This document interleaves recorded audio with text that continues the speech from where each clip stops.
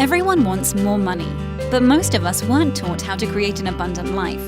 That's where the law of attraction, manifesting success stories show comes in. If you are ready to have more money, create more freedom, and experience more fun, turn the volume up. It's time to learn how to create the prosperity and life you have been dreaming of. Here's your host, Cassie Parks. Hello and welcome to this episode. I am your host, Cassie Parks, and I am back with the menopause guru, Jeanne Andrus. Welcome, Jeanne, to your 20th interview in the Years of Growth series. Hey, Cassie, how are you? I'm fantastic. How are you? I am great. Awesome. Well, speaking of awesome, what's awesome in your world? So I got this little message this morning from someone, and it says, OMG, it's like you were with me last night. LOL. Whenever I say anything, my older girlfriends say, "Yep, menopause." Haha, drives me crazy. And it's so much. It feels so good to see that because it's what we've been working on for months and months and months on how to speak to this audience and making sure that they feel like I get them. I do get them, but sometimes it's really hard. It's about them knowing that I get them, that I have been there and I've seen what's going on, and I understand mood swings and why you just want to curl up. Right now, given it's the 1st of December, all my clients a lot of them just really want to take the month off from work, kick everyone out of their house, put on their hot chocolate and their fuzzy slippers and watch Hallmark Channel movies for the rest of the month. So they're really into this, or they're really feeling the pressure of the holidays. So I'm really happy to see that message is getting out there, that this is normal, that this is the way we mostly feel. Mm-hmm. We're changing. Yeah. Oh, that's awesome. So how has your future self been showing up to show them? Like, how has she been showing up that's facilitated this interaction? Well, I think the big thing that we've been pushing out or putting out there is there's two probably key sentences. One is, you're not going crazy, your hormones are. Mm-hmm. So helping people understand that the feelings that they're having are real and beyond just emotional craziness or whatever you want to call it, instability or whatever their husbands are telling them they are, but that their hormones are, that it's a real physical change. And the second message that we've been pushing out there is, you're normal. This is something that we all go through. And what I find when I talk to women who, even women who say, well, nothing really happened for me. And I'll say, yeah, well, a lot of women get that. And then there are other women who, they have a lot of indigestion, or they have restless leg syndrome, or they have mood swings. And they say, I have been a lot more irritable than normal. And, it's your hormones. Yeah. And it is normal. That's awesome. And so how's she showing up to facilitate them? Just like confident in her knowing? Is she? She's very confident. And a lot of what I've been working with in my scripting has been the emotion of confidence. Mm-hmm. And it's an interesting script to be for that, because it's a day off with my grandson.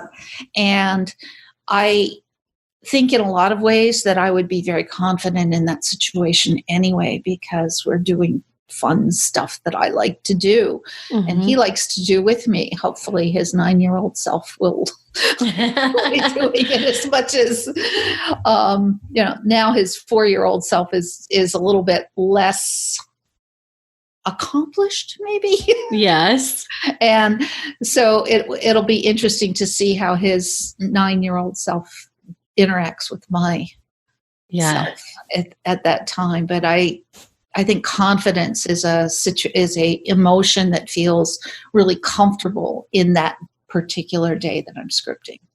Which is awesome. And from a scripting perspective, it's really perfect because it's reminding and, creating all those neuroreceptors in a space that you are confident, right? Yeah. So I think very often, and sometimes we do this, but it'll be like, oh, I didn't want that emotion to go with that script.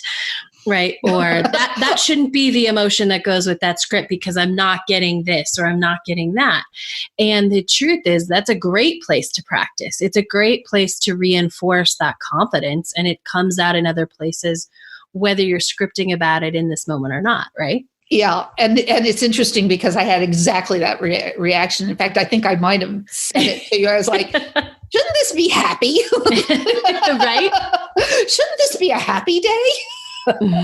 Because that's what my other big emotion is happy, and confidence sort of was a side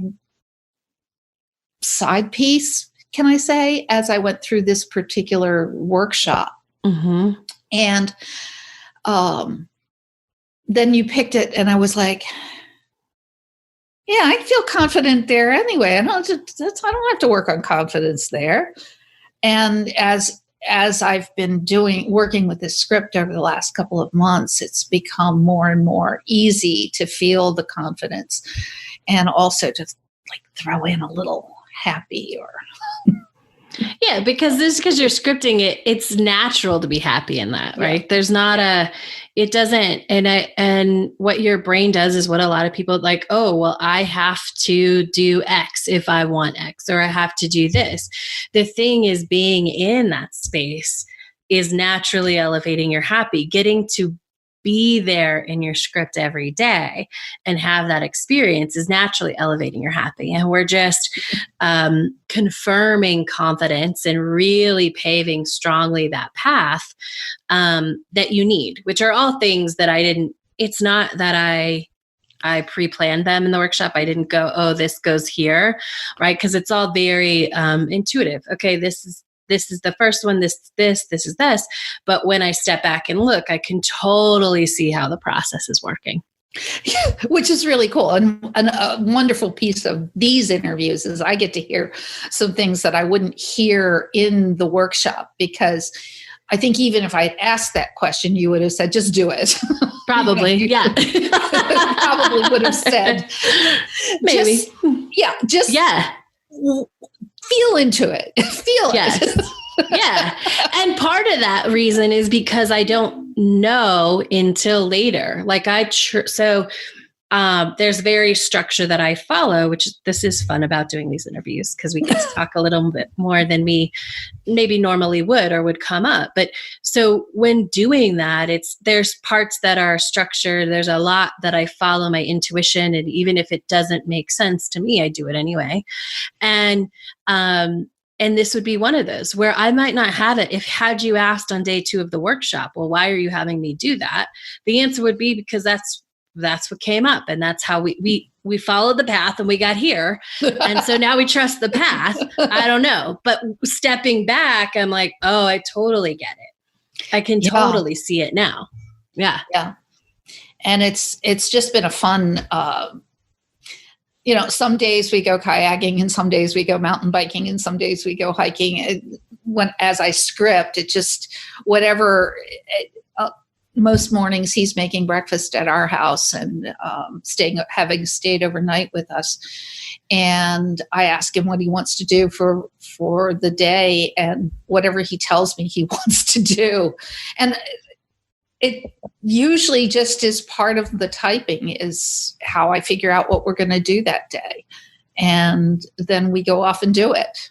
And sometimes Jesse comes with us and sometimes he goes and does his own thing. Which is kind of fun. I mean, it's kind of fun to see how that day kind of works out. Almost always starts with blueberry pancakes, though. Yes, I love blueberry pancakes. And this is awesome because I want to know, how is this different? Because first of all, I don't think you would have let Jesse, you can correct me if I'm wrong, but let Jesse go off in another script. Like in the beginning, when we started this 2-3 years ago, I don't think that would have, Well, first of all, I want you to talk about the difference between scripting now and scripting back then. Not just the, let's say the title of or the day, right? But really the sort of the mechanics and how it feels different. I think that the place it started getting really different was when you told me, and this was a couple of years ago, when you said you get 3 words for your action and 5 words for your sense, and then 3 words for your emotion, and you can write as much as you want about gratitude. Yes. Literally, that was what you told me. And I go longer now, but I was doing what I had been taught in terms of looking at all of these LOA books and LOA courses and LOA stuff. And they said, make it as descriptive and make it precise. And if you want a blue Mustang convertible with tan seats and air conditioning and I would say what kind of engine, but I don't really know engines that well. Right. But you put all of that in the script. And so, it was, I turned the key in my 1966 classic Mustang convertible with the white stripe and yes. And, I'd write 2 pages out of the action. And now I get in the truck. Right. Or some mornings, there have been other days where I've asked Miles what car he wants to take, and he says, the convertible. But we don't talk about whether it's a Mustang or a Camaro or a Corvette or a Spider or what it is. It's just the car he wants to get in. And so that whole allowing the world to create more in that moment has been a really big difference. And allowing my I don't want to call them characters, the people my world, these are real people, right? By the way. Except the guy who went kayaking with us the other day, I have no idea who he is, but I'm excited. Came along for fun. Yeah, right. Yeah, and we couldn't have run that rapid without him because we really needed somebody down on the bottom with a rope. But he just showed up, and then he went to dinner with us at Jamie's. But most of the people are real people in my script, so learning to allow them to be themselves, to create their own reality inside of my script, and just tell me what they're doing was really huge. I don't feel like I have to control them or anything like that. And that's pretty cool because grandsons are terribly uncontrollable anyway. Right. They are. And just going back to, I sort of said in quotes, like, let Jesse do that. There was a control factor in the beginning that, oh, no way, he can't go with us. But what that tells me, that when you're letting them sort of create their own realities in between yours, is that you have everything you need. You have as much Jesse time as you want. So if he doesn't want to come, this isn't 1 week out of the year that you get to spend in New Hampshire. This is a lot of days occurrence, right? It's not an everyday because you don't live there every day, but it's a lot of days. It's more than enough days to say, if it's just a Miles and Grandma day, awesome.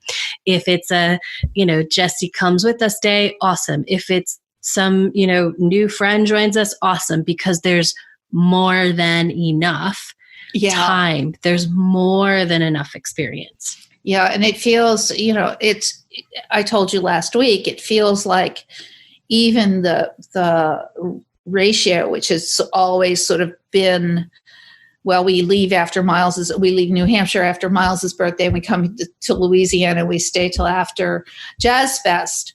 And I started feeling into that, and it was like, maybe not. Yes. Maybe not.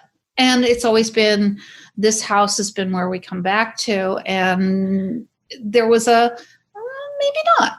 Yes. Maybe there's something else. So I know that that wherever I wind up, whether we're renting a shotgun down in Uptown or whether we've got a condo on a ski slope up in New Hampshire that we've bought or whatever, I know that it has certain things. Mm-hmm. I know that it has a lot of light. I know that it has a lot of privacy. I know that it has that I have access to a pool. But it doesn't quite have to be the same anymore. I've even let go of some control there. Yes, I even more than the last time we had this, which was just a couple weeks ago, this revelation about, oh, maybe it's not this house. And maybe, which was like super fun because maybe I'm actually like in the middle of New Orleans for this amount of time, right? Maybe we're doing short-term rentals. Maybe we've managed to get rid of all the possessions and, maybe we're doing short-term rentals. I don't know. I'm not. Which is so awesome. Oh, on so many levels. There was a couple points I wanted to make about this. Number one, the first thing I want to say about this is that this revelation, I keep saying revolution, maybe because we go around it. It is, right? It's a revolution. Every time we come to it, we can see more. And that really is what growing into your future self is. It's doing these same things. But this revelation really didn't even come out of, I want to share for our listeners, it didn't come out of scripting. It was influenced. And because you're being your future self and you've been committed to that and you are scripting, all of this can bubble to the surface. But some of this inspiration really came out of an Enchanted Business Circle exercise, which was about your calendar. Right? Yeah. Yeah. And it's about, what do my days look like? And the reason I bring this up for listeners, Jeanne already knows this, so she needs to know, but is that so often when people, and I think you were in this place, because I want to come back to this like total detail versus maybe this, maybe that we just discussed, but so often when you're working the law of attraction, you think you have to be doing the thing, but it's all future self. You can be creating your calendar and pop, there's that inspiration. There's that puzzle piece that has nothing to do with your calendar, but everything to do with your future life, mm-hmm. which does have to do with your calendar, but not in a direct way, the way that we think it has to be, or the way that we think like, oh, I have to get this right so that this can happen. Or I have to decide between the Mustang and the Camaro right now. Right. Yes. Which is so like, that's so pressure. And it's so, and it gives me such insight. I mean, we know you've said this in previous interviews. You can go back and listen to Jeanne's interviews about, how you thought the law of attraction just didn't work for you, right? Right. It makes sense because you're so focused on doing things right that if they said be descriptive, you were taking that to the nth degree. Mm-hmm. Which means you had to decide between the Camaro and the Mustang. It means you had to decide between a condo and a house. It means you had to know exactly where. It means you had to know all these things that you can't possibly know until you step into her world, right? Right. Yeah. And even there, it's more like a dream in that you see some things you see really super clear. Mm-hmm. Like the light.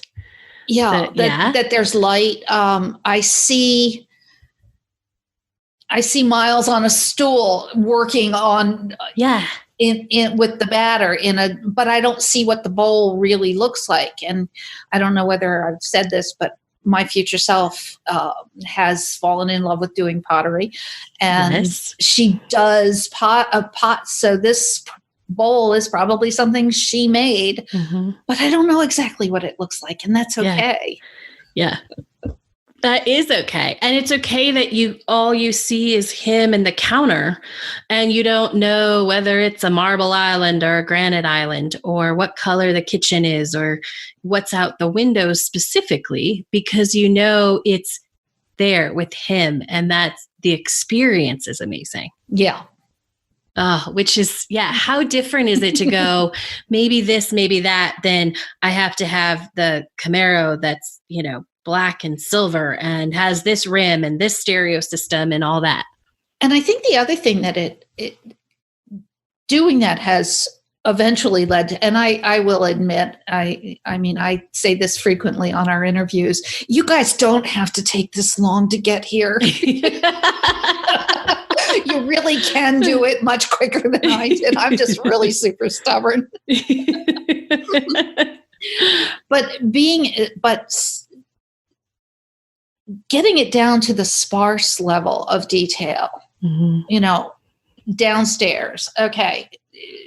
My house definitely feels like in New Hampshire, definitely feels like it has 2 levels, and big windows, but I don't have to go any further than that. But it opens it up to being a condo. It opens it up to being a house. It opens it up to being an old house or a new house or something we've built or something that's just big enough to have the 2 bedrooms and a living room and kitchen, or maybe it's huge and I have all these sisters coming to stay with me.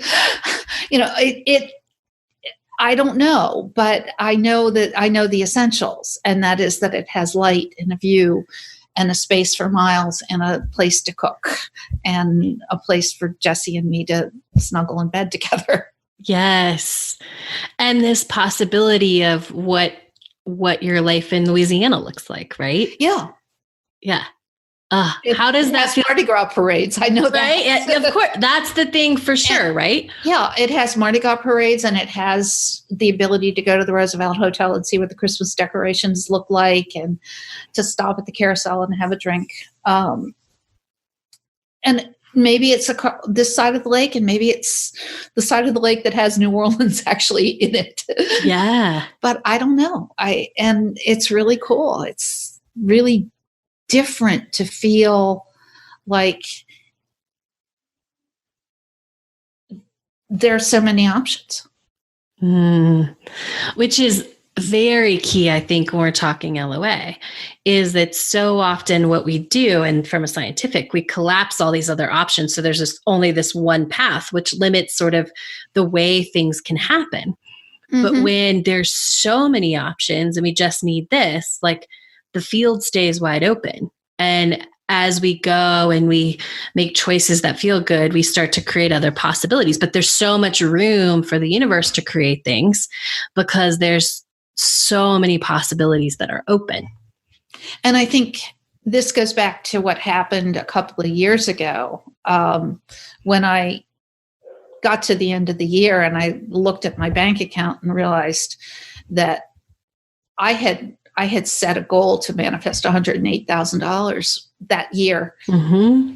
And I actually manifested $115,000 plus a little more.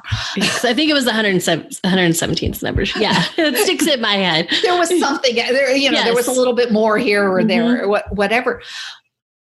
But I had, when I said I was going to manifest, it was all through business, and it turned out to be selling a piece of property and getting a insurance settlement for something that had happened. And it wasn't even, when I manifested it, it wasn't even like, oh, I just manifested 60,000 towards this, or I manifested 57,000 towards it. It was like, oh, wait a minute. I just did that. And it was like, oh, that's what you mean by not controlling the how.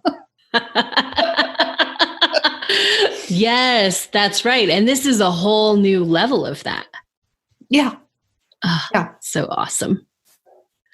Yeah, I just needed to check. I did just put myself on mute, but I'm back. Here we go. And it's so awesome to see the growth, which brings me kind of to where I wanted to take this interview today too, is that this is more or less the 2-year anniversary of what I'm going to call a come to Jesus meeting between you and I, and maybe the universe too.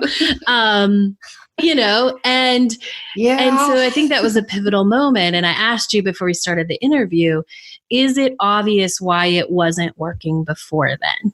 And it was slowly kind of working before then in the year that we'd, again. Mm-hmm. Yeah, we'd been working together for about a year in sort of the precursor to Enchanted Business Circle, I think is probably the best way to put it. And I was also searching for the magic. Right. You were doing one thing, right? I wasn't doing one thing. And when something wouldn't work, I'd go, oh, well, it must not be me. It must be that's not working. So I always had an excuse. And to be honest, I mean, there were a lot of people who did the same programs I did, and they weren't making it wasn't either. So, which, yes. So it was okay for me to think that it wasn't just me. But I was chasing so many things and thinking that it was just a system. And that's why I'm so excited about that message that I got, because you and I have spent 2 years working on how to get people to hear what I have to say. And that's just pure evidence that it's working, that people are hearing it, that people are listening. And the message that I've had for years has been this: you can go beyond this. And it was learning how to say it. It was learning how to, and more than that, there was also, I'm going to say the other piece of that was having ears on the other end of saying it, that were listening with the ears of the woman that I'm trying to reach. And that's been something that you and I have developed over the course of the last 2 years, has been, if I say it this way, what is she hearing? And if I say this, what happens? And so I've learned that I have to pull back and let her and give her one step at a time without overdoing it, without pushing her into a place where she's just overwhelmed, because she's already. We know that about your client, right? It really needs to maybe even be more she's already step by step than a different business, because she's overwhelmed. That's her problem. Part of her problem. Yeah. Right. Part of her problem. Yeah. Her problem. But that affects, that makes her feel extra overwhelmed, right? And but that's extra emotional. And And so, I mean, you and I discussed a few weeks ago that I don't want to work. I don't want to be a business coach. Some days I look and I see every person I know who started as a coach, a life coach or a health coach, is like, now they're a business coach. Why is that? I think it's because business people understand the value of coaching, but they don't realize that they may need this other type of coaching. They think they can self-coach themselves through health or life coach issues, and they can't. It's still all the same thing. You still need somebody from on the outside looking in, which is, one of the reasons.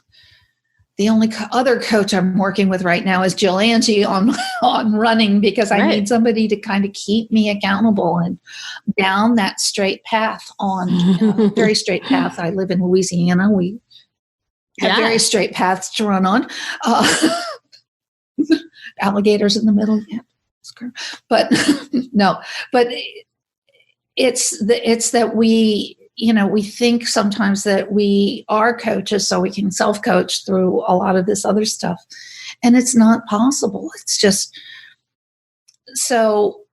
I think you're going with I don't completely know where I was going with this.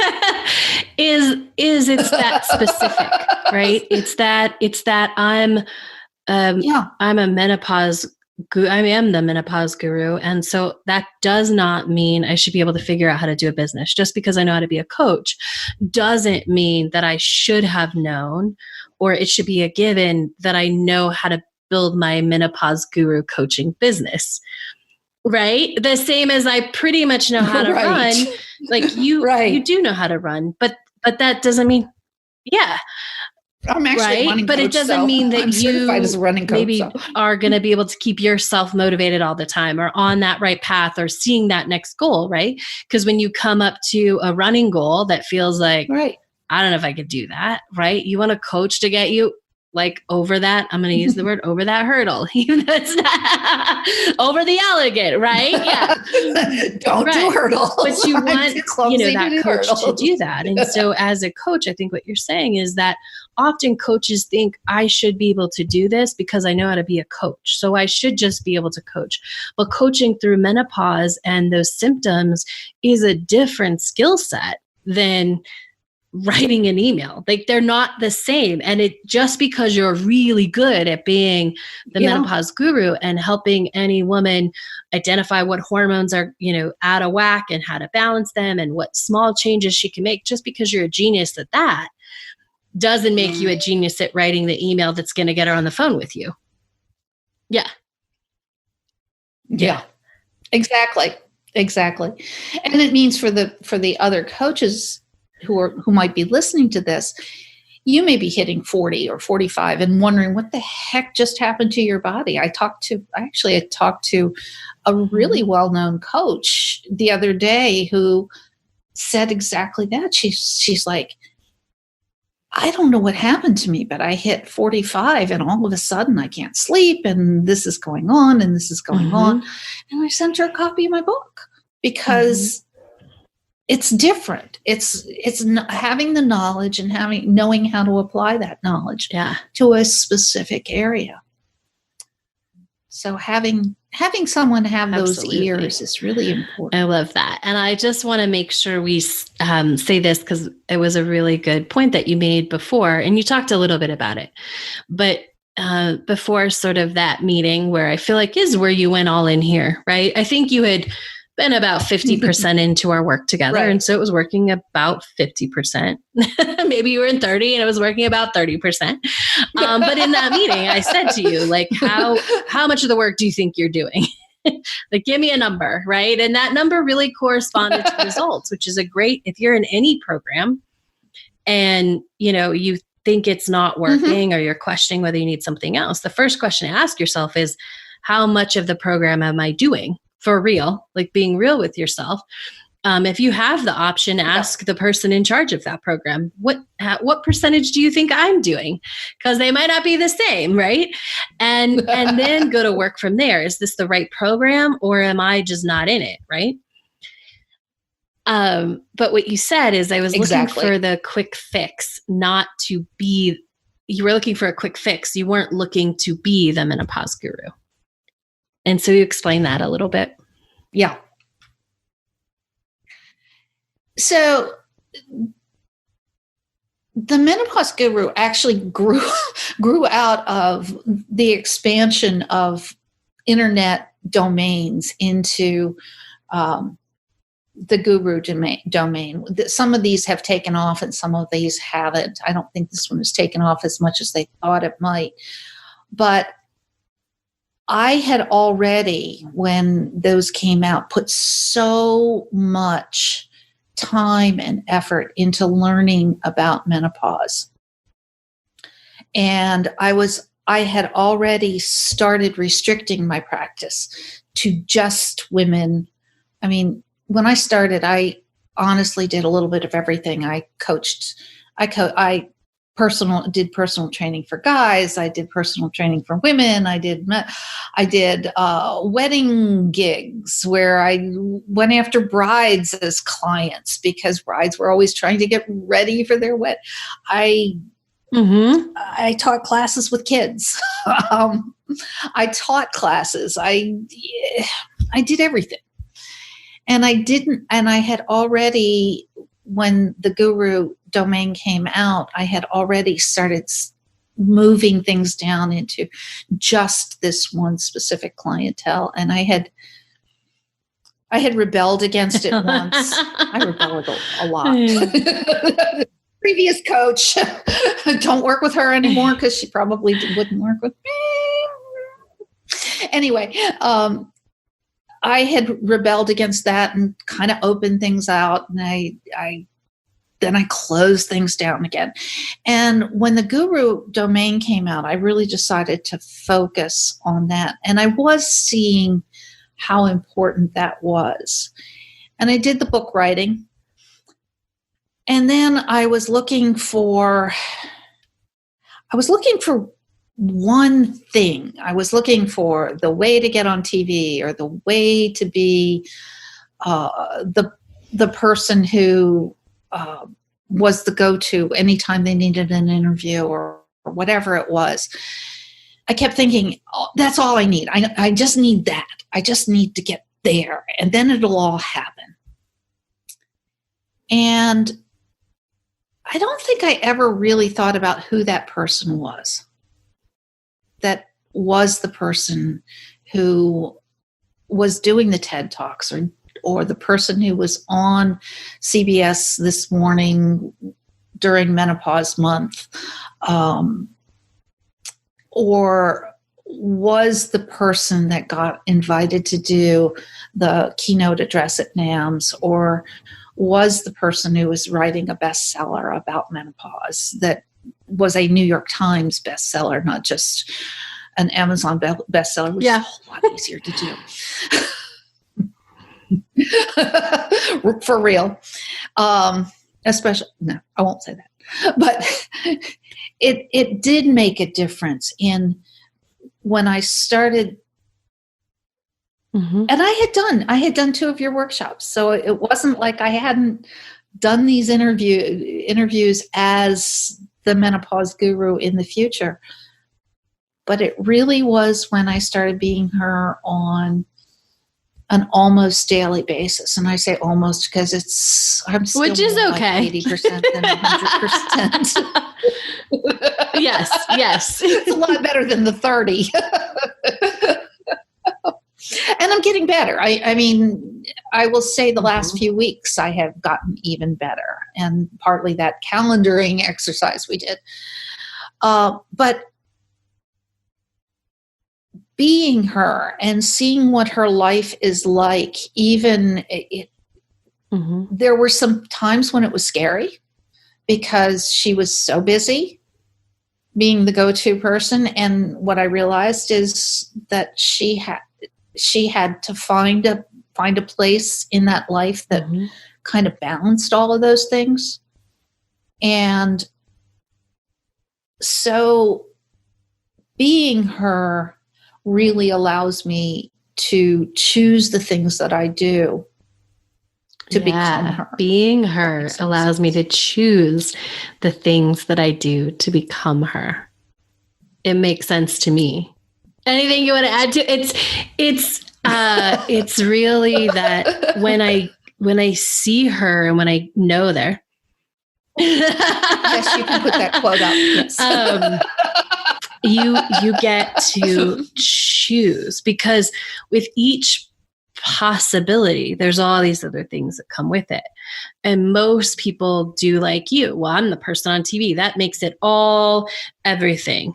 But the reality is there's a way in which that would not be fun, right? If there's a million people coming at you, there's no system, there's no this, and everything's, well, I'll just handle that problem. But that's the way. I mean, there's like a book, right, on somebody who got on Oprah too soon in their career and it blew everything up, right?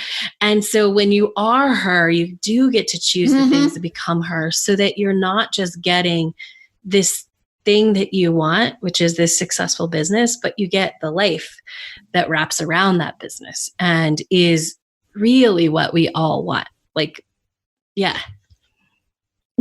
Yeah. Because honestly, there are very few people in the world who just want money. We know a couple. but we won't talk about them. Most of us want the convertible. And it's a Camaro or a Mustang. But we want the convertible, and we want the time to be able to put the top down and go for a ride down the road with our grandson next to us, and maybe going for ice cream or maybe going cross country. Whether that takes an hour or whether that takes 2 weeks, we want that space and the time in our lives. We want the light coming through the windows, whether it's in a condo or a house or a ski lodge or wherever it is. What we want is those experiences and the space to have them and not feel like we have to run back to work the next moment. I love it. And for me, that too, I want the ability to change women's lives. So that's important to me. That's what I really want, not the money itself. But you want to change their lives, and you want to be able to drive down the road in your convertible with your grandson. Yeah. It's amazing. Exactly. So what advice would you give somebody who's like, I don't think the law of attraction is broken for me, but some of these things sound, I kind of am getting it why it's been broken for me. What advice would you give them?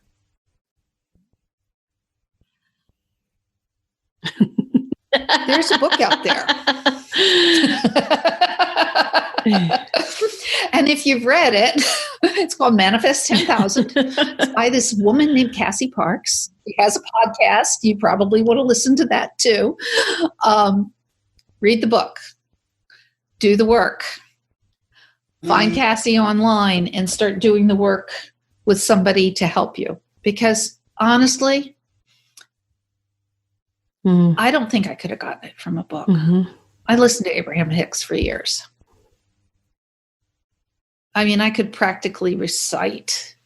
I had one set that I had on my running loop, and I go out and run 8 miles listening to Abraham Hicks. And I still thought I broke the law of attraction. So it's somebody who's going to reflect back to you what you're doing about it. So until I saw what I was trying to do with all the details, I didn't see why that was not a problem. Or why it wasn't working. Turn that around.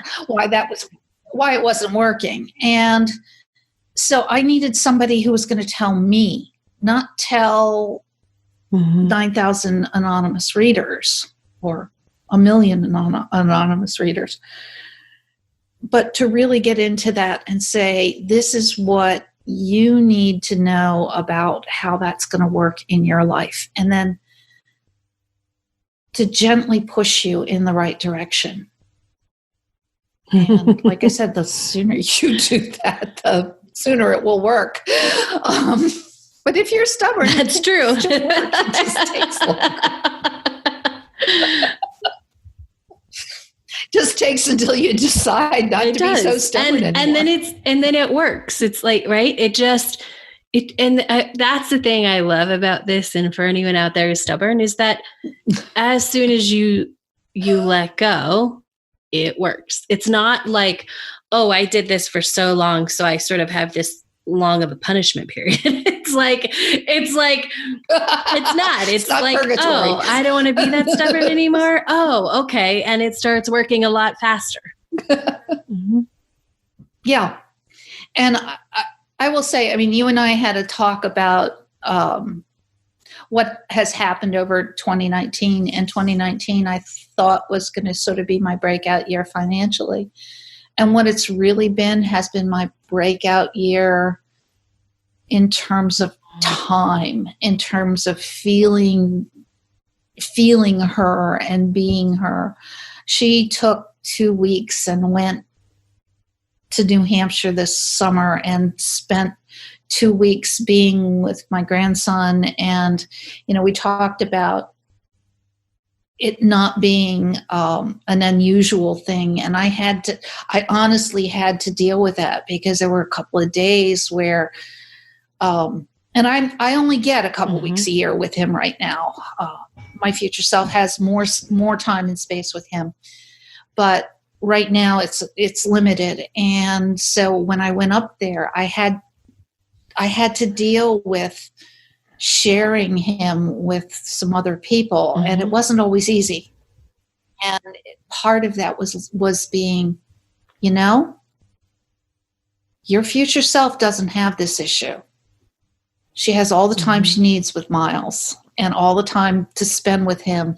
And it's okay if he needs to be with his mom and dad right now because he's kind of freaked out with this new person coming into his life, or he's okay with going to his other grandmother's because that's his routine, and he's 3.5, and 3.5 is a lot about routines. So it was easier to be her in that situation than to be me in that situation, feeling like, oh damn, I'm not getting the time with him that I would really love to have. And then to go back and sort of feel into what my mother had felt when she came up to my place when my son was about that age, and he kind of pushed her away and said, Nana, go away, Nana, go away. And realizing that I knew how he was feeling then. And so I knew that my mother had been feeling kind of the way that I had felt, but that my future self was giving me the permission not to feel that way. That's amazing. Which is another long digression. But it's still good. I don't know what it was. It was, but that was amazing. And that is really, I think, one of the gifts of knowing your future self and being in touch with your future self is that she keeps you from replaying the same patterns because she's different. You've chosen this future life. And so she pulls you instead of you going along and finding the groove that's sort of already generationally been lived. Yeah. Yeah. And I will say, though, that sometimes still come along. Yeah, which is okay. Yeah. Yeah. And so why is that important to say? Just in case that there's someone listening who feels like you're in this space of 40 to 60 and you've gone along and you've done all this work, and all of a sudden you do something like spurt out in the middle of a conversation, something that you really didn't want to say, and you look back and you say, there are still hormones happening all of this, and they can sometimes still get you into trouble if you aren't. Yeah. So what do you do about that? Awesome. To the menopause guru. And where can you find her? You can find her on her website, menopause.guru, or if you're really hung up on it, you can do menopauseguru.com, or you can find me on Facebook. Where I am. I love it. And I'm so excited. This is our final interview of 2018. And I am so excited I know. Me either. I'm excited because we were talking before, on a call a couple weeks ago, I gave this puzzle metaphor, and it's our future selves. And very often we want to find we want the first piece in first. That's what we want. But it's the life around it that we start building, and all those puzzle pieces start coming together. And when you get down to the end and there's 2 pieces left, the puzzle's going to get together. And that's really where you are, is that this year of creating the time and getting clear about the time has been so important, because it's all putting the puzzle pieces together, which make the next puzzle pieces inevitable. Yeah. So it's awesome. So looking forward to 2020 and still can't quite believe it's Christmas time already. But it's going to be awesome because, and if the holidays, this will come out not at Christmas time, but if you do find the holidays a struggle once you've gotten to a certain age, what can someone do about that? Well, and it does change. So I think I mentioned earlier that my clients are right now cozying up to watch Hallmark Channel and thinking that they really should be getting up and cleaning their house and decorating and making 47,000 batches of cookies. And I want to tell you that it's so okay to not do that. It's so okay to stick a 20 in a card and give it to the teenager for whom you don't have any idea. Okay, I'm 50. They'll like the 50 better. Whatever it is, whether it's just doing what you want to do or going to Rouse, that's local market. Winn-Dixie, everybody knows what a Winn-Dixie is, don't they? No, but it's okay. It's a grocery store. It's a grocery store. Yeah. And getting your Christmas dinner there, it's okay. You don't have to be in charge. You don't have to run the whole show anymore. And if you really need some more help with feeling like you're better in your body and that you can get back to your own life, that's what I'm here for. Drop me a line and I will get you scheduled with a meeting to talk to me. Awesome. Well, thank you so much for sharing this moment in your journey with us. I so appreciate it. And I know there were so many takeaways that people listening got from today. Thanks so much for having me, Cassie. Of course. And thank you all for listening. Make sure to come back and check out Jeanne's next interview in her Years of Growth series. Thank you for joining us on the Law of Attraction, Manifesting Success Stories show. To learn how to identify your current money story, go to identifyyourmoneystory.com.